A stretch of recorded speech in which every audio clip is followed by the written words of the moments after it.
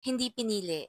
Hindi pinili si Dustin at Bianca para maging automatic duo for the Final Four. Expected ko na na ito yung mangyayari. Hindi na ako nagulat kasi hindi naman sila favorite ng mga housemates. Pero somehow, nasasaktan ako para sa kanila kasi kung based sa interrogation, okay naman yung ginawa nila, okay yung kanilang performance sa kanilang thesis defense. Pero ni isa, wala man lang bumoto sa kanila. Parang lumalabas, ni isa, walang nakakita ng improvement nila, which is very interesting. Kaya parang lumalabas underdog sila. Kasi kahit maayos ang performance nila, kay Dustin pa nga lang, di ba, rank 10, naging rank 4, and now they're together, rank 2, pero hindi yun na-appreciate.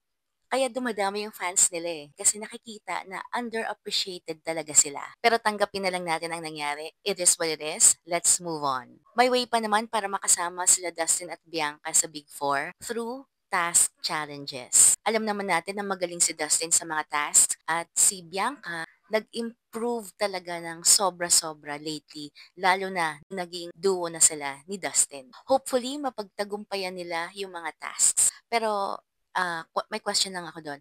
Yung tatlong challenges na ba yun ay kailangan nilang mapasa lahat or per challenge at kung sino do'n yung winner, siya yung automatic na papasok sa Big Four. Pero anyway, malalaman din natin yan sa mga susunod na araw. Basta good luck Dustin and Bianca, we are rooting for you. Naway umayon sa inyo ang tadhana.